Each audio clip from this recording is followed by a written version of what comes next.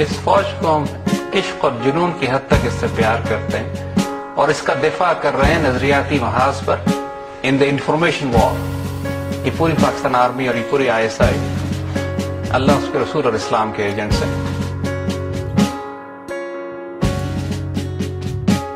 ऐ वतन के सजीले जवानों, वतन के सजीले जवानों, मेरे नगमे तुम्हारे लिए हैं, मेरे नगमे तुम्हारे लिए।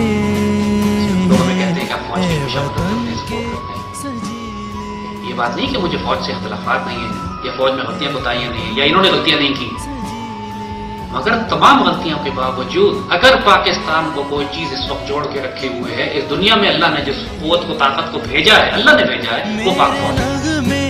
तुम्हारे लिए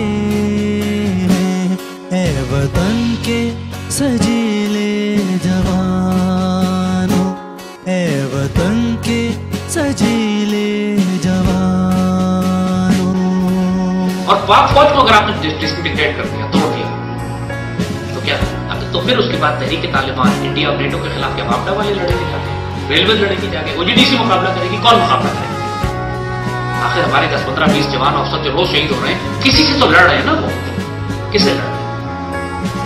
आप जरा उनको बीच में से निकाल लें, फिर देखें हमारे दरवाजे तोड़ते हुए दुश्मन किस तरह करता है।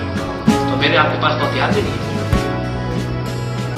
सरफरोशी है ईमान तुम्हारा, जुर्रतों के परस्तार हो तुम,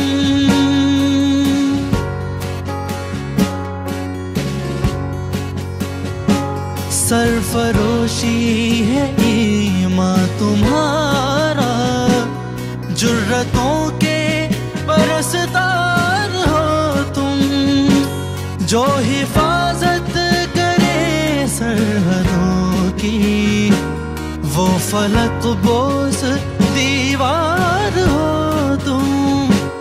ऐ शुजाअत के जिंदा निशानों, मेरे नगमे तुम्हारे लिए हैं, मेरे नगमे तुम्हारे लिए। इस वक्त अगर इस वक्त दुश्मनों को कोई चीज रोके हुए, इंडिया की सबसे बड़ी ख्वाहिश इस वक्त ये है कि बीच में से कहीं पाक फौज हट जाए। जाहिर पाक फौज रुकावट डालेगी ना, कौन रुकावट डाला? फौज में होंगे कुछ लोग जो कर, फौज में होंगे कुछ लोग जो जिनकी पॉलिसी से शदीद इख्तिलाफ है। अमेरिका के खिलाफ ये क्यों नहीं करते, वो क्यों नहीं करते? बात ये फौज की सपोर्ट कब किया? फौज अकेले कब लड़ती है? कौमें लड़ती है। आपका मीडिया साथ देता है, हुकूमत साथ देती है, पॉलिटिक्स साथ देती है, डिप्लोमेसी साथ देती है, कौम साथ खड़ी होती है, तब फौज लड़ती है। हमने अपनी जिम्मेदारी क्या की है? कहां पीछे खड़े हुए हैं अपनी फौज के?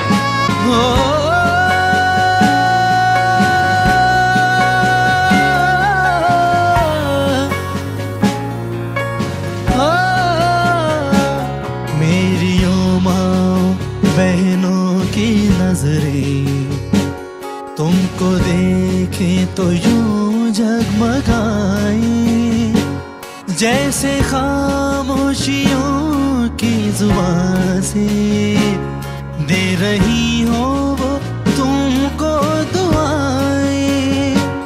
कौम के जरी पासबानों, मेरे नगमे तुम्हारे लिए हैं, मेरे नगमे तुम्हारे लिए।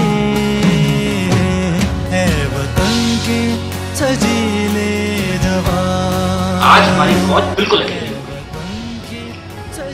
जिसको देखो फौज को गालियां दे रहा है, CIA भी गालियां दे रही है, अमेरिका भी गालियां दे रहा है, इंडिया भी गालियां दे रहा है, तहरीक तालिबान भी गालियां दे रही है, पाकिस्तानी मीडिया भी गालियां दे रहा है, और हमारे सो कॉल्ड दानिश्वर भी गालियां दे रहे हैं।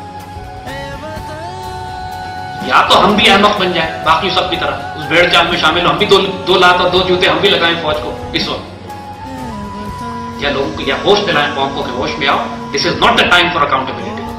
जो गलतियां हो गई है सो हो गई, ये वक्त है कौम को फौज के साथ इकट्ठे होने का, वरना जंग तुम्हारे घरों में दाखिल हो चुकी है।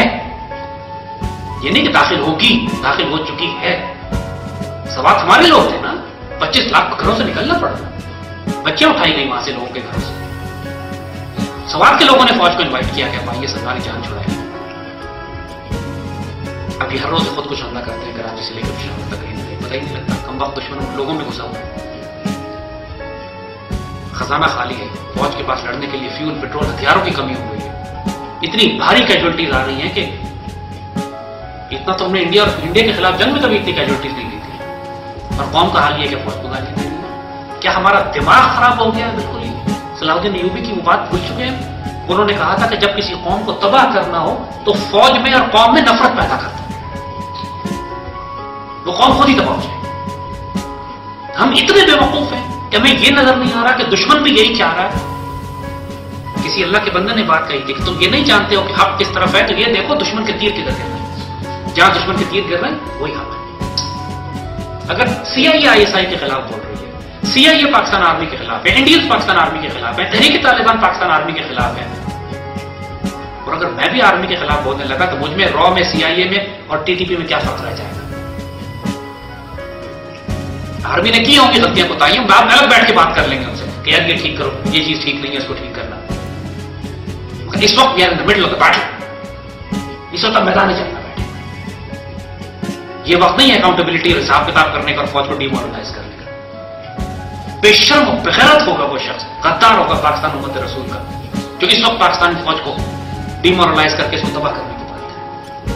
सरफरोशी है ईमान तुम्हारा, जुर्रतों के परस्तार हो तुम।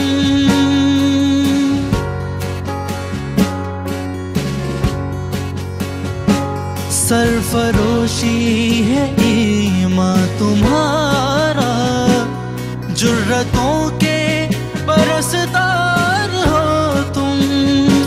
जो हिफाजत करे सरहदों की, वो फलक बोस दीवार हो तुम।